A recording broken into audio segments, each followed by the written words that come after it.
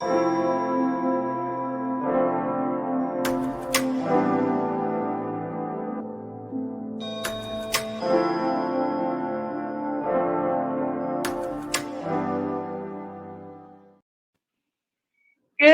morning, good afternoon, good night, wherever you are tuning in from. Welcome to the Process to Purpose show. This is your girl, your sister, your friend, your auntie, and your neighbor, Salome. And I want to welcome you to our show today. As always, please subscribe, like, and share. Thank you again for taking time out of your busy schedule to tune in and to share in our conversation. I hope everything that we say today will be useful. You can glean from it, you can apply it, and you can share it, and you can be blessed, inspired, uplifted, and encouraged by it. So we are in the month of February, and it is known as we celebrate Black History Month. And so throughout this month, I will be bringing on guests who will be able to share what they're doing in their community, some of the things that have been impactful to them and how they're positively impacting our community. And today is no different. I have my sister, a friend also, Dr.Katina Tolbert-Cavitt all the way from the city of Chi-Town, Chicago.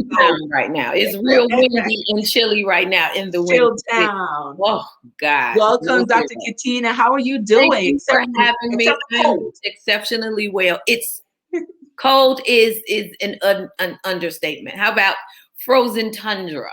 Oh gosh, I don't understand how you all do it. I love good California, and it is still cold where I am, but I won't say that because it's not snowing. So yeah, it's you definitely have to love the city to deal with the cold. So yes. Okay, so I am so happy that you're here. It's such an interesting topic that we want to talk about as an educator. But first, let me go ahead and just allow you to just introduce yourself to the audience. So, hi, I am Dr. Katina Tolbert-Cavitt. I spent the past 25 years as a coach. I taught basically every grade, almost every subject. Reading is my specialty and my first love with Chicago Public Schools. And as of a month ago, I retired. I walked away. My intent was to open up Destined Stream Academy, which is science, technology, reading, engineering, arts, and math. It was going to be a middle school for African American and Latina girls that focused in those STEM plus areas. It was a charter school. I fought very hard for it for 3 years. And I told God, I said, third time's a charm or 3 strikes you're out. And at this time it was 3 strikes you're out. And I'm okay with it. And I've had my peace with it. And, we can discuss that, talking about the purpose and like how I'm gleaning something totally different from me just being devastated that what I know God told me to do didn't work. So now I'm in that space as to what do you do when you know that God told you to do something. And I'll share with you later what he told me when I began to lament after that. Lament. Wow. Thank you for sharing that. 25 years as an educator. It's all I've ever done. My question is, what made you go into the education field? It's never been, some people, they kind of go here and then they go there and then they develop their love for teaching and then they decide that they love it. No, I was born a teacher. I was born a teacher. I never remember playing anything else as a child. I played school. I was always the teacher. And I always knew how to read. Like I never remember learning. I remember being 3 and people would take me around and be like, look at this little girl. She can read the encyclopedia. Yeah. So that's why I chose teaching. I just knew it was just something in me that wanted to come back and teach the children in the community where I grew up. So it was my way of giving back as well. I knew that I was going to come back and I never left. And that was the South Side of Chicago. Wow, wow. I love that you were born to do this. You Mm-hmm. know, it's interesting because not a lot of people know what they were born to do. Or even now, even in an adult stage, they don't know what is it that they really want to do. And you talked about it earlier that people kind of feel out things to see if they like it, or whether it's for the pay, or it's just something that I might as well go into, but it's not really a calling. When it is a calling, it's different because you put your entire life out there. You put everything into it. A calling is something you would do for free. Absolutely. And I Absolutely. would definitely do this for free. Wow. And it's just embedded into the very fabric of who Katina is. It's just educating children. And even as am preparing to go into the next step, the next phase of my career, it still involves teaching and learning. And I'm very excited about that. What do you think, or what are some of the things that you think we are lacking in our African American education system? What are some of the things you think we're truly lacking? And I asked that because I was reading an article, I can't forget, but as I was preparing for our session today, where it talks about over 10 years ago, like the percentage has decreased compared to now, like 15 to 20%, even in African American educators. Like, what do you think we are lacking in our community? Because we are lacking something. When you say what percentages are you talking about that are decreasing? The African American teachers in our community. Okay, so my lens is a little different. Let me tell you why. Because I Sure. grew up in arguably what's one of the most segregated cities still to this day in the United States, and that's Chicago. Hmm. So when I hear people say we need more Black people in the schools and we need more Black teachers in the schools, that's all I saw. Hmm. I saw Black excellence at its finest and what it looked like in the school building, which is why I am who I am. So I saw Black teachers all the time. Now, here's how I can speak to this. Moving out here, now I live now in a suburb of Chicago and I commute, but my children are here and it's predominantly white. And my 10-year-old just last week was called George Floyd in school. And to me, that shows the lack. That's where there's a lack of Black teachers and culturally sensitive curriculum, which has now pushed me into my role that I had no idea I was going to be in, and just kind of happened to me within the past couple of days in that. So that's what's lacking in schools. Representation of minorities in white school districts, even if we don't live there. That's why we don't teach there, because there's a residency issue. So how am I going to teach in these schools because I have to live here, but I can't afford to live here? Hmm. That's true. I can't afford to live here. So even if I can afford to live here, is it worth, like, that's what I'm battling with now. Is the equity in education worth my children's esteem? Is it worth their peace in school? Is it worth their autonomy? Is it worth them being able to go to school freely and not being afraid if or what their peers think about them negatively in, from a racial standpoint? So I'm dealing with that. Like, was this the right thing to do just to gain some access and this is me still, Right. and my husband, this is us trying to still get equity, and we're making over $200,000 a year together, and we're still striving for access Right. and equity in the education system here. How's that right? So we had to move to an affluent suburb, but at what cost to our children? Because now our children are not being treated, as Dr. King say, by the content of their character, but just by the color of their skin, and that's what we're going through right now. So we're lacking diversity. Lacking diversity. Share this with me as you talked about even the issue with your son, and I saw that, and I want you to talk a little bit more about it later. But just this education has been such a heavy narrative in our Black community, right? And I want your thoughts on this. It is considered like an equalizer, like a safe for a Black community. It is said once our Black and our brown boys and girls are educated, then they can be successful and they can lead in spite of all the adversities. But when we look in today's society, we have African American young man and young woman who are successful but are still dealing with all the issues that comes with being Black.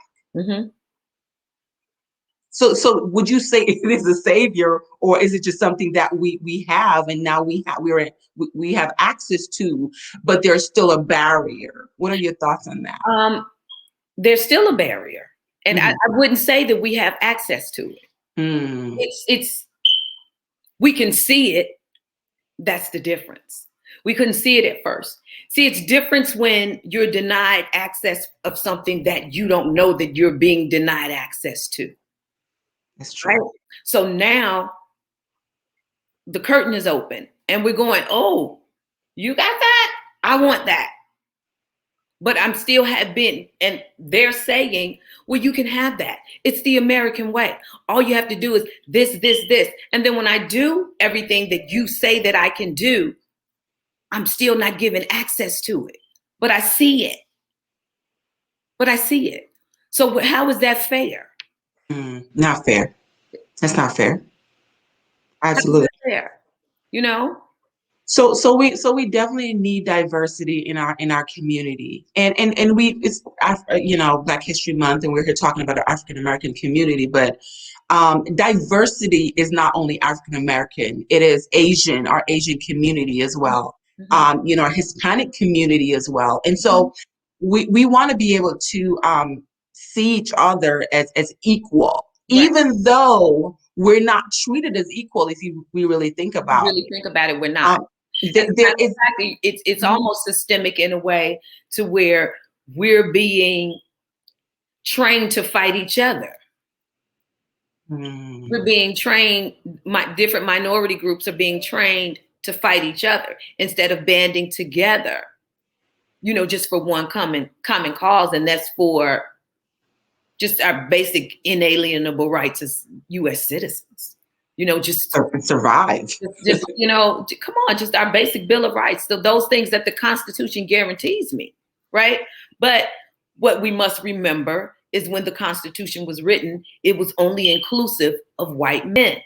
Women weren't even considered, within its constructs, within its words and its laws, which is why we had to go back and amend, right? Amend means to change. So that's why we went back and did that.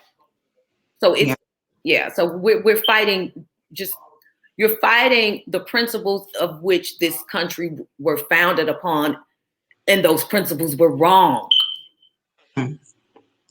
Do you think that there are enough in the curriculum? And I think you shared that earlier, but I want to talk about it in the curriculum for our community, for our community. And we talk about the access for our community, and you shared even, the Lord giving you, sharing with you in pursuing this, but when you brought it up, it was not even accepted. Like, share with us a little bit about that. Can you give me more specifics? Because I want to make sure that I answer your question the way that you really need me to go in depth in. So can you be a little bit more specific as to what you're asking me? So like in the curriculum, okay, well, I'm going to stick in our African American community. Do you think there are enough, there's a wide base of learning, whether activities or training that our African American community and young people have in the school system to really help and develop them, that when they come out of, say, for example, middle school, going into high school, they are fully equipped for that, whether it is emotional, whether it is physical, whether it is, just about their education. So the curriculum has changed a lot. They put what's called STLS, which is your social, well, SELS, which is your social emotional learning, which is why we do a thing called Calm Classroom, where we give children different breathing techniques and meditation techniques to do their work. So we can do so much more when it comes to, I won't say social emotional learning, because thank you, Holy Ghost, as a people, we tend to shy away from those things that help us.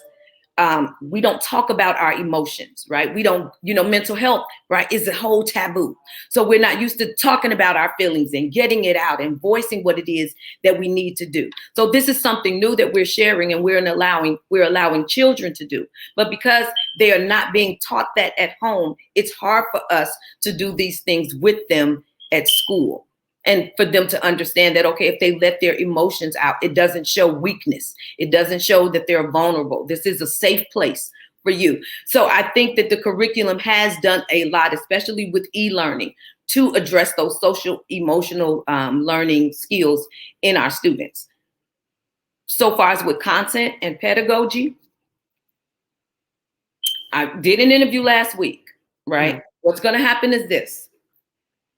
There's going to be a shift with these curriculum companies, and they're going to have to go back and define what it is and what it means to be on grade level, because nobody's been to school. Yeah. Nobody's been to school. So you have a first grader who, she left school. They were doing 2-digit addition. So now that we're getting ready to go back, I'm almost in third grade. Well, 1-digit addition, and now we're multiplying, and it's almost third grade, and I haven't sat in front of a teacher in over a year. But you're expecting me to know these things, and I'm going to be tested, and I'm going to be held accountable for all of these learning standards and all of these Common Core standards. And I didn't get the instruction that I needed with fidelity. I didn't get the teacher, reteaching and understanding that I may have missed something. I didn't get any of that. All of those traditional things that I need to be successful as a student in a classroom, I didn't get that. So these curriculum writers, as well as the textbook companies, are going to have to go back, because on grade level material is not what it was a year ago. It wasn't right to begin with, and that's my own thing.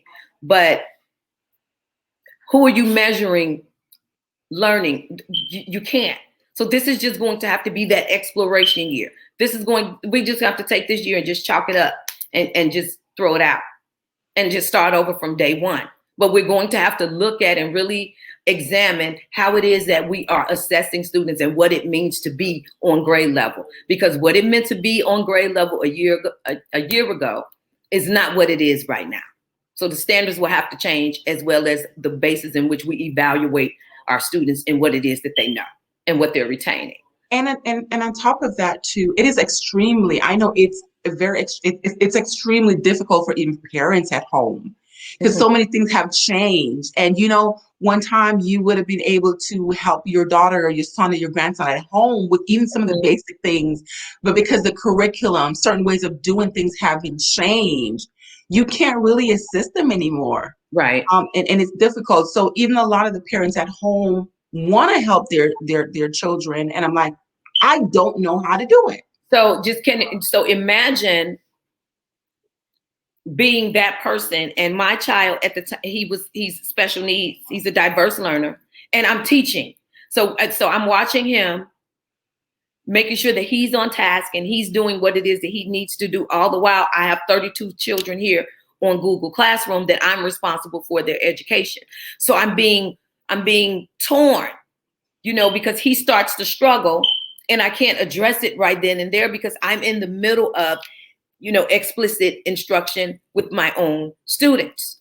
Wow. So just see how, imagine that parent who's an educator. So I feel for those parents who have just been thrust into being a teacher all of a sudden.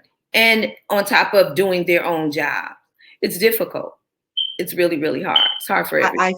I feel even more bad for the parents that are not at home to assist their children, because they have to go out and work because their children are home, or they're with their grandmother, or they're by themselves.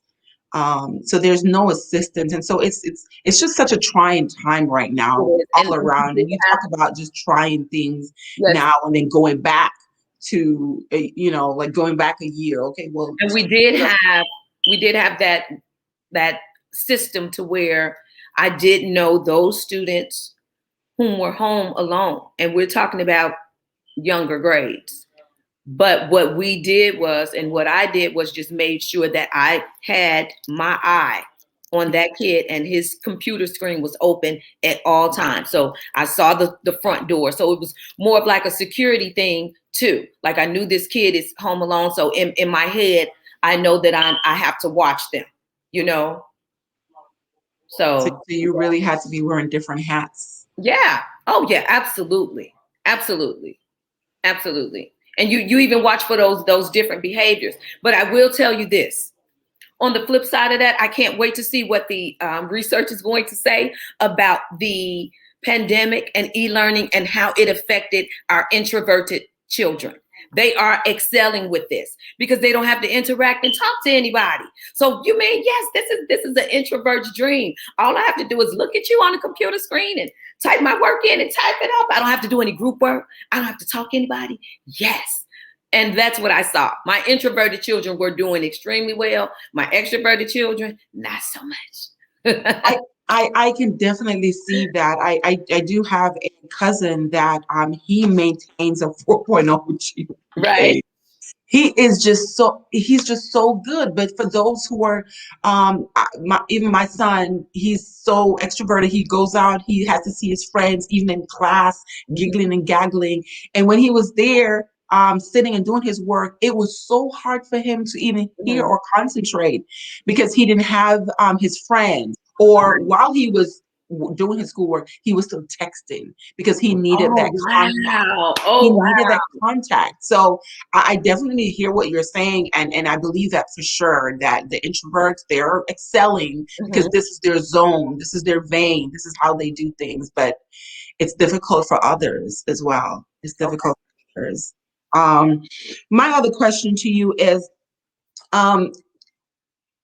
for African American young children, and this is something that I've heard a lot and seen a lot, that and I had an example even with my son when we were going to he was going to the school. It was more predominantly white. It was a predominantly white neighborhood, and he was the only Black student in his class, and he fell out of place. Do you feel like there's a disconnect? It's hard for our young people to learn or just to connect with educators who are not within the same race. They can't see themselves listening to someone like this, or even the educators themselves can't see themselves in the kids. So they don't have this relationship, or I was like that, and right. They don't have the connection. They can't really. They have that place of empathy, but they really can't identify with it. And actually, my child's principal actually said that. She actually said that, that's where we really, so the thing is that when we went in for the meeting about the student calling my child George Floyd, they basically said that you guys are right. This is happening. What can we do to fix this? And we know that they need to see more of them reflected in the staff, but our school districts reflect our neighborhoods. So how can our school district and our schools reflect our neighborhoods? So if I live in a predominantly white neighborhood, my teachers are going to be predominantly white. If I live in a predominantly Black neighborhood, my teachers are going to be predominantly Black and Asian or Hispanic. That I know that's been the status quo for Northwestern Indiana, Chicagoland area. I know that that's germane, that's relative to here. So they don't.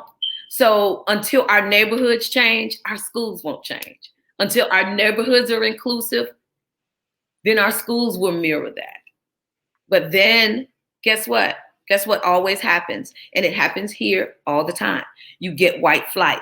So as soon as you get prominent Black people with jobs and who are, we'll mow our lawn. We'll do all of those things. We're going to pick up our garbage. We take care of our property. But as soon as we come, they leave. And that's how our towns and our suburban villages, that's how they go from white to Black. As soon as Black people start coming in, you do what's called white flight and they leave. And then you look up and you have an all Black town again. Wow. And that's the trend here. I'm learning a lot from you. And so, you know, so as African American, we're raised a certain way, and we grew up in these neighborhood, and we want to excel, we want to be successful, and we want to have things, and so we get our education and we go to school and we get our good jobs, and so okay, well, we're evolving. Mm-hmm. So now I can afford a $500,000 house, and then I move in this neighborhood, but nothing changed. I deserve to be there, and I deserve to be where my money goes. But a lot of times that's not the truth. I deserve to go where my money goes. And in most places, except for here, that you operate on a class system. So you have all the people who are poor, whether they're Black, white, Asian, Hispanic, they live here. All the people who are middle class, whether they're white, Black, Asian, Hispanic, they live here. Upper middle class. So in most places, you can go where your money says you can go. That's not true here. And it's time that the world knows. Let's just call the baby ugly. That means tell the truth. There's still systemic housing, racial profiling, housing, the redlining in the district. All of that still goes on in real estate to this day. How do we change that? How do we change that? It's okay. I was going to say by having conversations, but I changed my mind. We've been having conversations forever. It's time to move. It's time to hold those people who are in office and in power accountable. It's time for us to go and say, you know what? We know how to spark a movement, but we don't have that follow through. So we'll take their word at face value and say, okay, we give you a brand new school, but we don't do the follow up, and it's 6 months later and you still don't have your brand new school or whatever it is that you're demanding. That's how we do that, by follow up and follow through, asking for dates, demanding action plans, demanding seats on boards, going to the meetings, making your voice heard, making yourself seen. Let them see you. That's how we begin to move from having a conversation to actually moving into the direction to actually making change. Because we've been talking forever. It's time for action now. I do think a lot of people would say we have been doing that too. So we just got to be consistent. We have to be consistent. That's what I mean by the follow through. And follow through. And the follow up. Yes, being consistent with it, because we sometimes things will lose their luster and their zeal until somebody else dies. Well, we need to still have that same, fortitude and zeal and passion for whatever cause that we have until the last person doesn't die anymore. I'm tired of seeing new names and to say her name and hashtag somebody else's name. Absolutely. I think that we have so much work to do. I think our work will never end. It will never stop. And we talked about moving into those neighborhoods and people moving out, and we can't stop them from moving out. Yeah, you can't. You can't stop them from moving out. And it's even at no fault of your own, but just because of their own prejudices and their own fears. Because a lot of times you make more money than everybody else in the subdivision, and they're stay-at-home moms, and we go to work. And so that's the issue has nothing to do with money. It has to do with race every time. It has to do with economics, right? But once you get those people who are able to hit those barriers, those economic barriers, and burst through those ceilings, and those of us that do make it through, when we get through, they still don't want you here. And their children, and it'll come out in their children. They say, if you want to know the truth, ask a child. Yeah, I think it's our children that are so important in this whole equation. We are raised by our parents, and the things that we start doing at an early age, we talked about that earlier, are some of the things that we learn at home. Mm-hmm. We learn them at home, and then we come out, because I don't feel, and I don't believe actually that young man or that young boy who called your son that did not come from a pure place. Like, it just came out of my mind, out of my head, on my own. But I have seen this, I've heard this conversation over and over, that gave me the push to call my peer, George. And it actually happened twice with two different children. So but regardless of what their intentions were, right? Because they did try to spin it a little bit, if you know what I mean, at the school. Mm-hmm. Regardless of what the intent was, the problem is they said it. And what makes you think that it was okay to even make reference to someone who is no longer living and whose death ignited, not sparked, but I won't even say sparked or ignited, but helped to add flame to, gave some gasoline to the Black Lives Matter movement. Why did you even think that was okay to say? That's what the problem was. And so it's not a question of if this is going to happen again. It's more like when. And so what are we going to do when it does? And what are we going to put into place to just make sure that children are culturally sensitive, even if they hear it at the house? Yeah, absolutely. Absolutely. Not as an educator right now, but as a mom, as a mother, how did that make you feel when your son came home? And I did saw that you and his father teamed up and, went there because it was important for both of you to go. Share that that thought process with me. So, being a divorcee, I was very, very careful and strategic in what my moves were when I saw how hurt he was when he came in the house and he's crying. He was like, "Mommy, why did he say that to me? Why would he even do that?" So I immediately got into strategy mode. You will not see, I'm not going up there neck rolling and eye rolling and grabbing air and doing this because that's what you think you're going to get. And you want me to come. I will not be this stereotypical Black mom coming up to this school. So I then knew that it was important that we made sure that we showed a united front for our child, even if that meant, even though it was painful for us as divorcees, I didn't want to be in the car with him and he didn't want to be in the car with me, but we made it work for our child.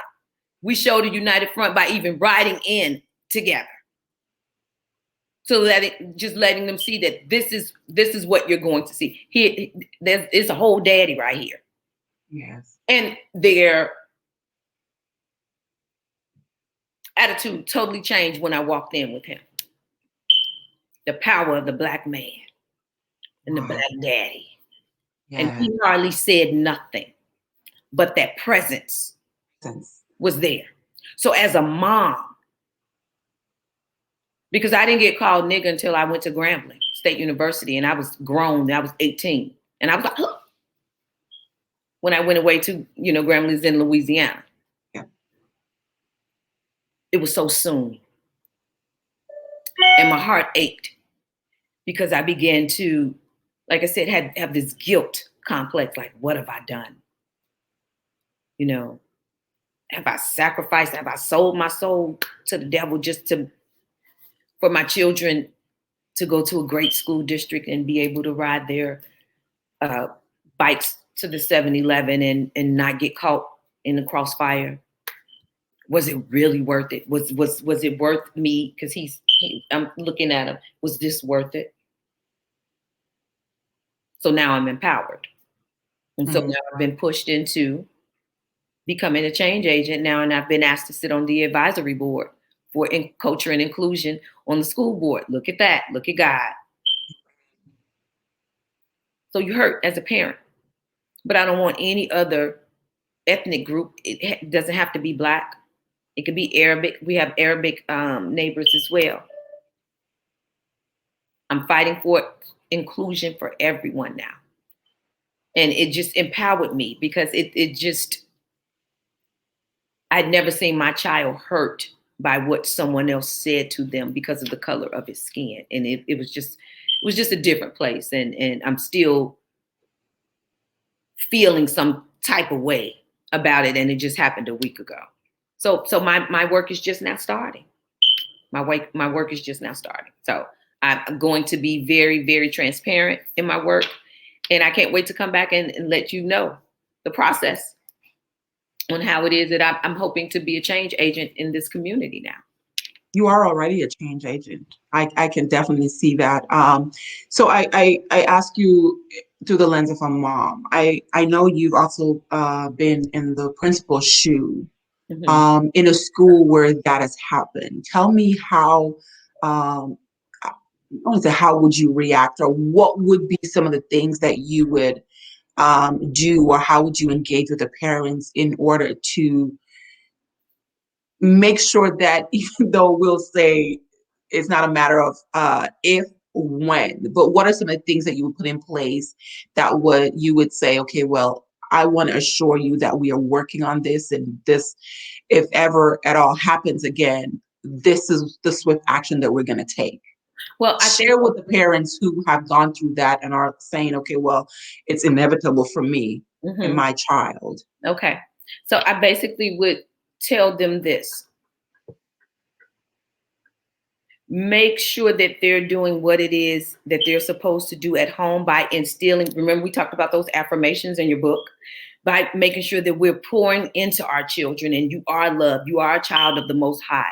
You are the salt of the earth. You can be what it is that you want to be. I tell Carson and Kyle every day, I love you. Make good choices. There's nobody better than you, but remember, you're better than nobody. So you have to, keep them balanced in that way. So make sure you pour into them pride, and they have a sense of self, and they have a sense of culture, and they have a sense of identity, and they have a sense of community before they go to school. That way, when they get ignorant fools who try to tear them down, they'll be able to reach into that reserve that you've already placed in their foundation. When everything else seems to be shaken to the core, they'll be able to go into that place that you've already set for them. And that's the place of knowing that they are just as good or better than anybody else here, regardless of what it is that you say that they are. The way someone feels about you is nobody's business. That's their problem. So just instilling them before they go to school. Because like you said, it's not if, it's when. So prepare them for it. And I wish I had done that. I wish I had had better conversations. Like, we've had conversations, and I've had conversations with my oldest, who's 15 and goes to the local high school, which is even less diverse because it's thousands of them. But I wish I had done it sooner. So have those conversations with your children prior to sending them to school. And that way, when these things happen, they'll be able to reach down into that and know, okay, I am not who they say that I am. Because it really starts at a young age. It's mind-boggling to me. So it is our responsibility as parents. And I know even in our, we see in our African-American community where the home is, especially with young boys, are without their father. And that is such a huge thing for us. we don't plan for that to happen, but it happens along the way. It does. And I feel like it is still important for, even if a father is not at home, but they're still present, right? Because we do have fathers who are in the home, but they're still not present. Yes, you better say it. Yes. So it is important. Nobody gets married and say, okay, I'm going to marry for 5 years and divorce. No, nobody does that. Things happen. We face challenges. It's a process. You have to separate, but you still have a child. You still have a child. You still have a responsibility. And I want to just make this appeal out there to fathers. It is still your responsibility. Be there. Be there. Right? Be accountable. They are looking up to us. Yes, they do. I mean, I can just imagine how your son felt to have his father there. This is my daddy. It's my dad. He's got my back. Absolutely. He's got my back. But on the flip side of that, I see the effects of when boys don't have that, what my son had. And that's what I deal with every day inside of the school district. I see the negative effects of that. Can you imagine? He's looking like super dad without even saying anything, just his presence alone. And that's why when you made the appeal to Black men, yes, it's your presence is needed. Just you being there is needed. But that's a whole nother systemic racism reason why they're not there anyway. It was, back in the day, it was illegal to have them in the home if you were receiving welfare. So and the social workers would come out, and you had to hide the iron, and you had to hide the chairs or anything, a TV or anything like that. And a man could not be in the home. So that to me was the downward spiral of the African-American family, because prior to then, most homes had two parents in the home. They did. As soon as, you give people food stamps, and then you say, well, if the government is saying, if we're having to give you food stamps and there's a man in the house, then you don't need food stamps because a man should be able to go out and work, which makes sense. But look at what you've done. You created a whole different situation. And you separated a whole nation, a whole 2-3 generations of children away from their dad over $200 in food stamps for some cereal to sit up on the refrigerator. Yeah. But I sure do want to applaud the fathers out there that are standing in the gap. Absolutely. I'm not moved. This is where I am. This is my responsibility, and I'm going to stay right here for their sons and their daughters. Yes, absolutely. As well. Absolutely. Even with the young women, we see them today. It stems from that. They go out there and they're looking for their fathers. They're looking for the man that they should have had in the home or just present and I on a home. That actually, I can speak to that. I did that. I made a lot. I really believe that the fact that I did not have my dad in my life, I made a lot of wrong decisions and choices when it came to men that I probably otherwise would not have made had he had been there for me. So I do totally agree with you in that girls need their dads too. Girls need their dads too. So. But I am applauding you and a lot of women out there and men who said, I didn't have that. But because I didn't have that, I'm not going to allow my children to not. Exactly. So that's when it takes the maturity of both people to be co-parents. He's moved on, and so have I. But we're coming together for our children, which is what you should do. Right? Regardless of what it is that's going on or any issues that you two may be having in your marriage or in your divorce, when it comes down to the children, it's a united front, hands down, no questions asked. How do you, as we're about to end, there's so many things that have happened in 2020, aside from the pandemic or in addition to the pandemic, that really maximize all of this. But What are your thoughts on how this has really impacted or African American young people? Whether it's the death of George Floyd or I think it's Amari or something like that. But so many of them, so many of them. Let me tell you this. Even though this is happening, I'm excited. I'm excited because these young people, they're fearless. And just like when you watch every civil rights movement, every civil unrest movement, whether it was Gandhi or Malcolm X or Martin Luther King here in the States, or dealing with apartheid with Nelson Mandela, civil rights movements, or Lech Walesa, right, in Poland. Yes. Civil rights movements are won by what? Children, yes. By youth, because they have no fear of persecution. Okay. They have no fear, and they want change. And these children have something that we didn't have, and that's social media. And so they're voicing their opinions and they're getting their thoughts out, right? And even though, some of it can be used for evil means, social media has been a great outlet for these students to see, for kids to see and become empowered and say, okay, we're not going to accept this. So I actually think now I'm encouraged. I think our young people are going to do it for us. I'm excited about this next generation that's coming up. They're empowered. Not only are they empowered, they're educated as well. They're just not moving. They're moving with a purpose.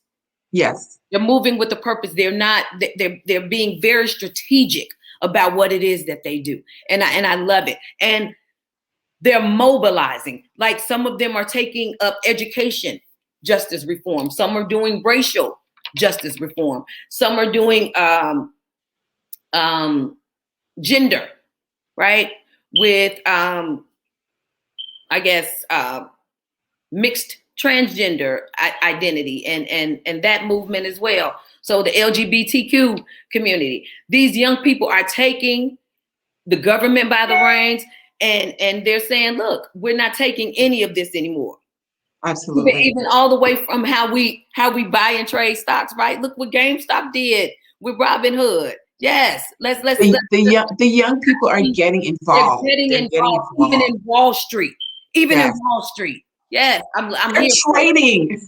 Like, listen, trading.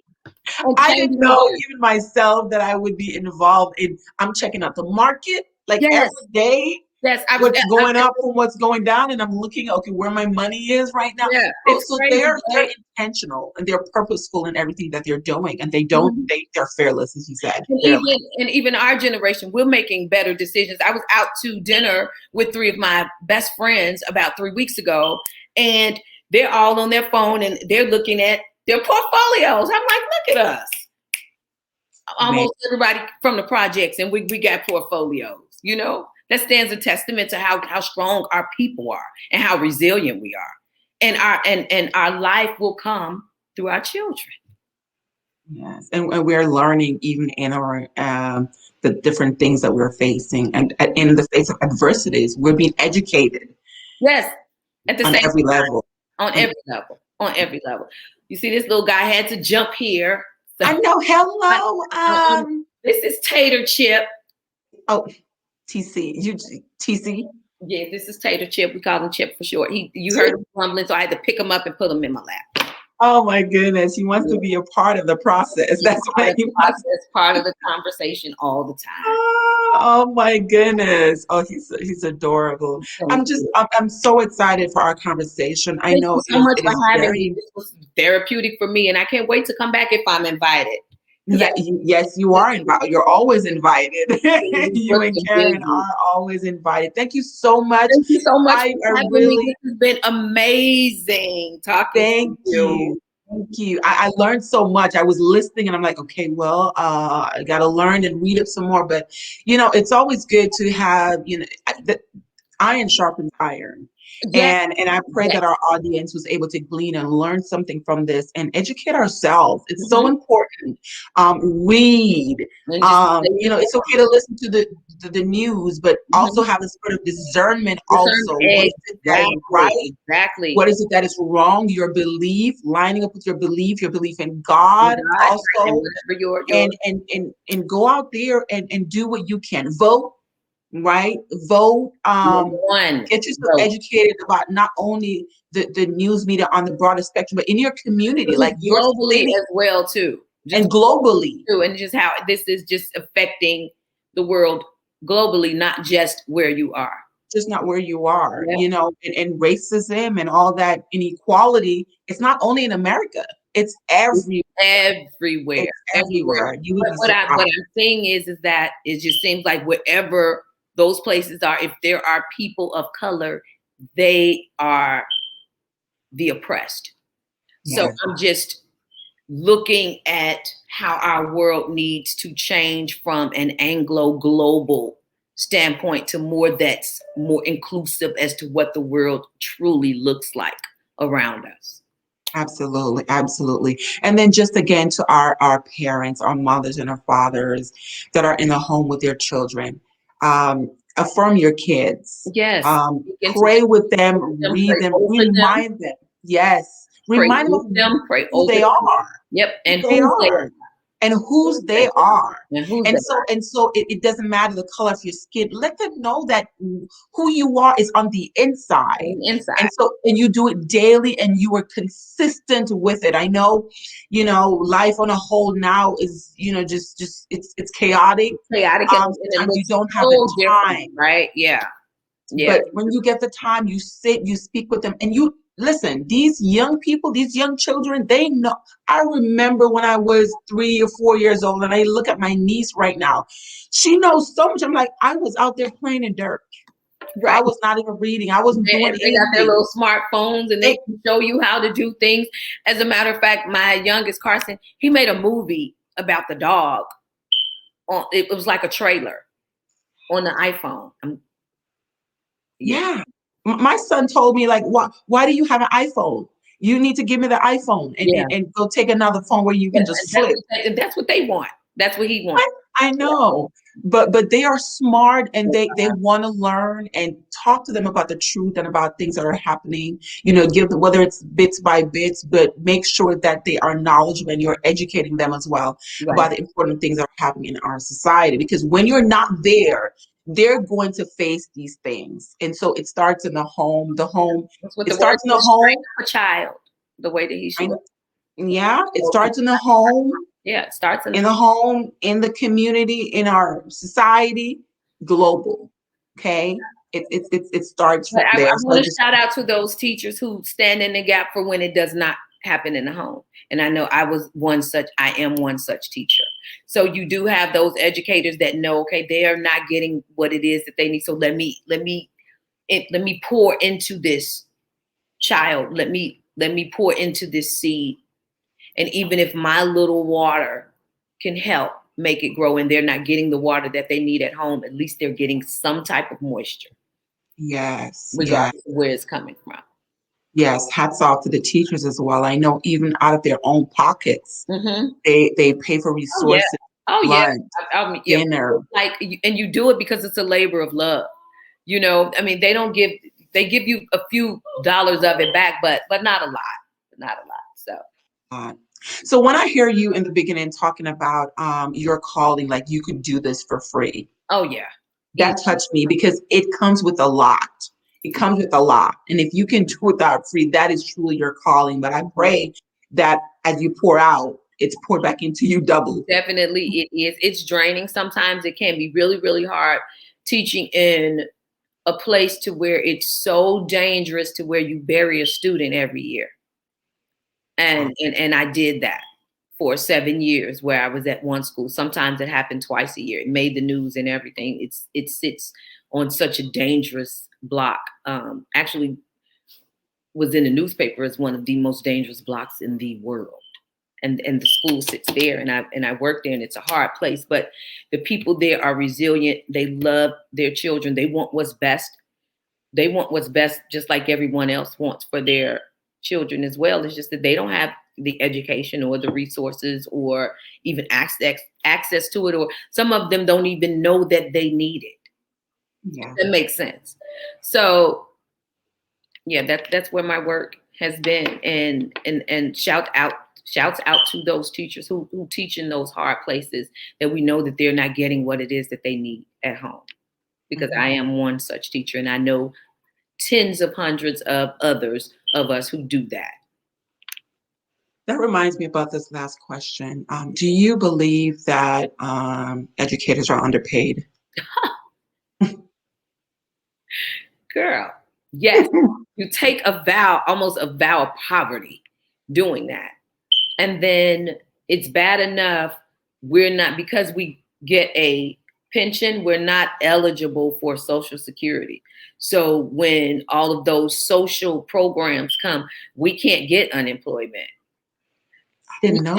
Yeah, and even I know in the state of Illinois, and even those summer months when we're not employed, we're not even eligible for food stamps. Like, you would think that you would at least give us food stamps for the 3 months that we're not working, but it's yeah. Wow. So it's definitely a labor of love, and they want you to be so creative, and you want your space to be so inviting to the children, and these things cost money, and so you end up using your own money, and because you want what's best for the children, and that's not always supplied by the administration, so you're buying things that you need. And I know I was buying gloves and hats, and I combed hair. So I kept combs and brushes, and I had barrettes and bows and hats and socks. So your money goes to that too. Your money Yeah. goes to that too. And then too, you pay for trips for children who can't pay, and you do it without any thought. You give everybody something for Christmas. You make Easter baskets for everybody. It's just what you do because you love them so much, and you don't think about the money. But guess what? It comes in other ways too. It's intrinsic. Yes. When Yeah. something is intrinsic, it can't be purchased. Absolutely. Absolutely. Absolutely. What does the next 5 year look like for you in this area? The next 5 years. Years. So I am opening a preschool in the summer called Tiny Geeks Early Exploration Lab. It's a STEM preschool. I am releasing my first children's book called The Lemonade Fountain. That gets released next month. It's about a little girl who grows up in Jim Crow South and hears a rumor that the whites only water fountain in town flows lemonade. So she gets just enthralled with trying to find out if it's true or not, because she knows the dire consequences of what may happen if she's caught. And I am starting my own consulting firm now that we will target and promote equity and inclusion in education. So I've got some irons in the fire going, and I'm just excited. Things in the pipeline. Lots of stuff going on, and I'm excited about it. I'm also Awesome. returning to my love of teaching college. So I've taken up not taken up, but I've accepted a couple of classes. So I'm back teaching as an adjunct instructor again. So I'm excited about that. Awesome. Awesome. Awesome. I am so excited. I just want to thank you so much. But before we go, I want to take this opportunity to pray for you and pray for your family and pray for our educators. Thank you. Father, in the name of Jesus, I thank you for this session. I thank you for this episode. I thank you for Dr. Cavitt, Lord. Thank you for her willingness to come on and just share. Thank you for her life, oh God. Thank you for the purpose that you have placed on the inside of her. Even before she was placed in her mother's womb, you have called her for such a time like this. And I thank you that she has fully impacted, poured out her life to impact the lives of her children, her family members, her community, and just this nation and global, oh God, as we're on this platform sharing with so many different people from all over the world. Lord, I pray for educators, God. I pray that you will touch them in a very special, peculiar way. God, what you have given to them is so rare. It's so special. God, the love that they have to teach and to impart and to inspire and encourage young people. I pray for our African American community, our young boys and our young girls. I pray, God, that even wherever they are, you are all over, you are omnipresent. So you are there with them in their minds. I pray that you will touch their minds. I pray, God, that you'll remind them who they are, that they were wonderfully and fearfully created in your image, that you have placed purpose on the inside of them, Lord. And I pray, God, that nothing, oh God, that is unlike you will be able to penetrate their minds, God, because you are developing their minds. You are sharing with them. You're building them up, Lord God, in their most holy faith, and you're concreting, oh God, who they are on the inside of them. And if someone should call them out of their name, oh God, it will not impact them because you have already affected their minds and infected their minds with their purpose and with good things and good thoughts and good words. But I pray for those who are not so strong. And if they hear something, I pray, God, that you'll give them, Lord God, that understanding, that love, oh God, and that forgiveness in their heart, that they will be able to forgive those who have trespassed against them so that you in return can forgive them. Bless our nation, bless our leaders, our teachers, principals, our parents, fathers, moms, grandparents, brothers, sisters, siblings that are in the lives of your people, oh God, your young children. I pray that they will be positively impacted and affected, oh God, and that they will grow up, oh God, the way that they were taught and affirmed and remembered and encouraged and inspired to live and to walk and to have their being. I pray for them that you'll strengthen all of us. I pray that you'll help us, oh God, to have these conversations with each and every one of us, our community, our counterparts. I pray that your love will bind us so closely together that we will never be able to separate or think things different or look at each other different, oh God. We thank you that you're working things out in our favor, in our community. Continue, Lord God, to do what only you can do. And we are grateful to give you all the thanks and all the glory in Jesus' mighty name. Amen and amen. Amen. I am so happy that you were on today and you shared with us. Thank you so much. Me. And as soon as you get that book in your hand, you give me a call or an email. I want you back to share that book. Definitely come on and talk about it. Absolutely. Thank you. Thank you so very much. Thank you so much. Thank you so much. And thank you so much, Process to Purpose family. Thank you for being with us today. I hope you were able to glean something, understand something from our conversation, and be able to apply something from our conversation. We go through a lot, especially in this day and age and time and era where there's so many things that are happening all at once. It gets overwhelming. We don't know whether sometimes to go to the left or to the right. What is happening? Why is it happening? We ask so many questions that are so difficult to answer. But I want to assure you that even though we are dealing with difficult times, we serve a God that is well able to allow some things to fall into place in our lives. Nothing just happens. Oh, yes, nothing just happens. Everything that happens under the sun is for a purpose. And so I want you to recognize what that is and be aware of who you are and what you were called to do, even in your community, in your family, in this nation. Continue to have conversations that will help and uplift each other. Whether we are white, black, we are one. We are all God's children, and God made us in his likeness and in his image. And so recognize that we wrestle not against flesh and blood, but against principalities, against powers and wickedness and evil that has even come upon our land.